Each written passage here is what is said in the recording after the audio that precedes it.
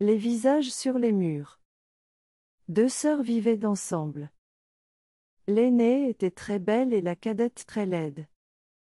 La belle était courtisée par tous les jeunes hommes des environs, et celle qui était laide n'attirait même pas le regard des vieillards.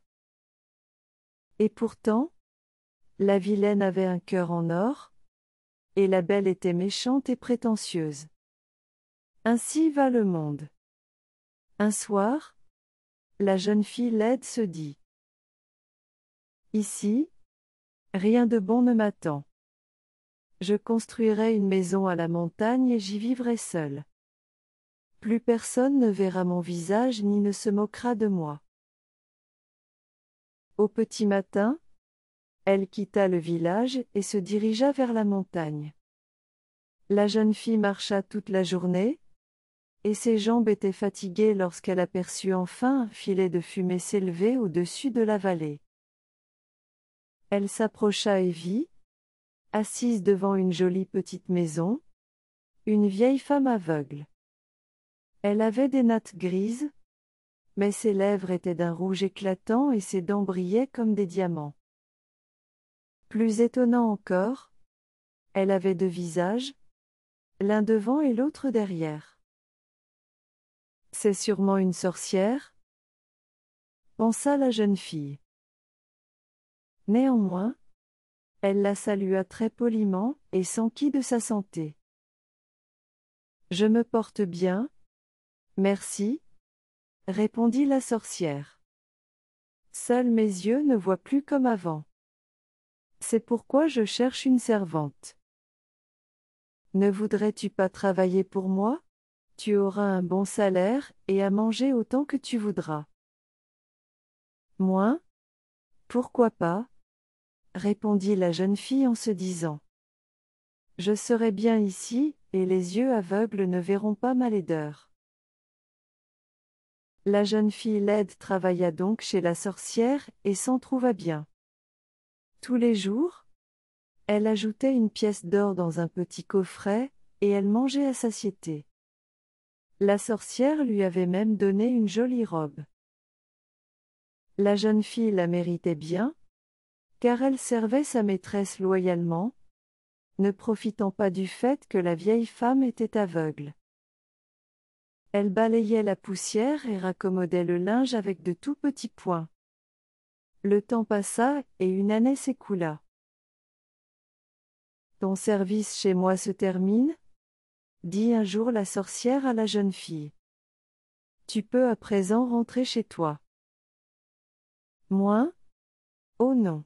S'écria-t-elle. Je veux rester ici. Toi? Tu ne vois pas la laideur de mon visage? Tu ne connais que le son de ma voix et le travail de mes mains. Mais les autres se moquent de moi. Je ne veux plus jamais les revoir. Moi? Tu as un visage ingrat, mais un cœur en or? Répondit la sorcière.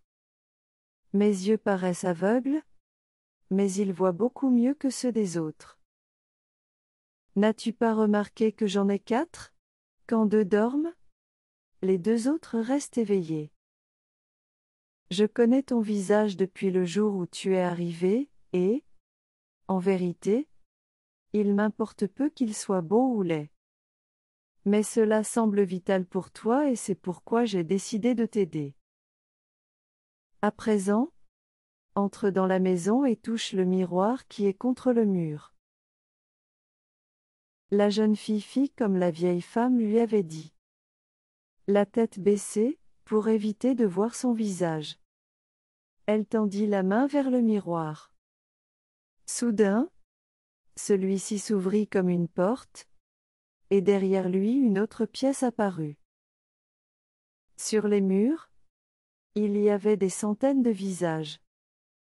Vas-y, choisis celui qui te plaît, commanda la sorcière. La jeune fille, émerveillée, regarda attentivement tous ces innombrables visages, et finit par en choisir un, gentil et souriant, avec de grands yeux. Dès qu'elle l'eut désigné, La sorcière prit le visage de la jeune fille dans ses mains, et le suspendit au mur. Puis elle posa sur sa tête le nouveau visage. Comme elle était belle à présent. Rentre chez toi et vis en paix, lui dit la sorcière. Puis elle tendit à la jeune fille son coffret en clamant. Double est ma face, que double soit ton contenu. Aussitôt dit, aussitôt fait, le coffret fut immédiatement rempli de pièces d'or. La jeune fille remercia la sorcière, et lui fit ses adieux. Puis elle rentra chez elle en courant. Elle était heureuse, belle et riche. Que demander de plus? Sa sœur aînée n'arriva pas à en croire ses yeux. Elle ne reconnut sa cadette qu'au son de sa voix. Mais ce changement ne lui plut guère, car la laide était maintenant plus belle qu'elle. Moi aussi, j'irai dans la montagne, se dit-elle quand elle eut appris comment sa sœur avait réussi. Si la sorcière avait su rendre si beau le visage si laid de sa sœur, le sien, déjà si gracieux, deviendrait le plus beau du monde. Puis, sans tarder, la sœur aînée prit la route. Elle marcha toute la journée et commençait à être fatiguée lorsqu'elle vit un filet de fumée s'élever au-dessus de la vallée. Elle s'y dirigea et arriva près d'une jolie maisonnette devant laquelle était assise une vieille femme aveugle. Elle avait des nattes grises, mais ses lèvres étaient d'un rouge éclatant et ses dents brillaient comme des diamants. Plus étonnant encore, elle avait deux visages, l'un devant et l'autre derrière. C'est la sorcière, pensa la jeune fille. Elle fit une grimace désobligeante, puisque la vieille femme ne voyait rien, puis, d'une voix mielleuse, elle s'enquit de sa santé. Et la sorcière la prit à son service, tout comme sa sœur. La belle jeune fille fit semblant de travailler. Tantôt elle faisait un peu de bruit en remuant quelques objets, tantôt elle donnait de petits coups de balai. Mais elle passait le plus clair de son temps devant la glace à s'admirer. La poussière s'accumula bientôt dans tous les coins de la maisonnette et le linge fut raccommodé très grossièrement. Néanmoins, tous les jours, la jeune fille mangeait à volonté, et elle recevait également une pièce d'or, qu'elle rangeait dans son coffret. Ainsi, une année passa. Ton service chez moi touche à sa fin, dit un jour la sorcière. À présent, tu peux rentrer chez toi. Moi? Oh non, objecta la jeune fille. Je ne veux rentrer qu'avec un nouveau visage. Moi? C'est ce que tu veux? Entre donc dans la maison et touche le miroir, répondit la sorcière. La jeune fille se dépêcha de rentrer, tendit la main, et le miroir s'ouvrit comme une porte. Derrière lui, il y avait une autre pièce où d'innombrables visages étaient accrochés au mur. Ferme les yeux et ne les ouvre pas avant que je ne te le dise, ordonna la sorcière. Puis elle prit la tête de la jeune fille dans ses mains, ôta son joli visage et le suspendit au mur. Elle posa ensuite sur la tête de la jeune fille le visage de sa sœur cadette.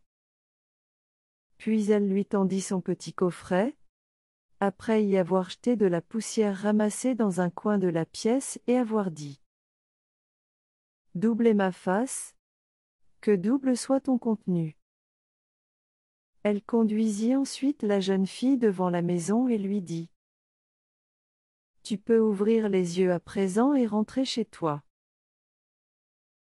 La jeune fille ne dit ni au revoir ni merci, et descendit la colline en courant, pressée qu'elle était de rentrer au village. Vous pouvez aisément imaginer ce qu'elle ressentit quand elle se vit dans un miroir, et qu'elle entendit les quolibets des voisins. Lorsqu'elle ouvrit le coffret, Un nuage de poussière s'en échappa et se déposa sur ses cheveux. Elle ne réussit plus jamais à les démêler. Elle fut si honteuse que, très vite, elle quitta le village. Personne ne sut où ses jambes l'avaient guidée, et plus jamais dans la région on n'entendit parler d'elle. Sa sœur cadette épousa un homme beau et aimable, et ils vécurent heureux et en paix. Certes, le beau visage de la jeune femme allait vieillir un jour, mais un cœur bon le reste toute une vie.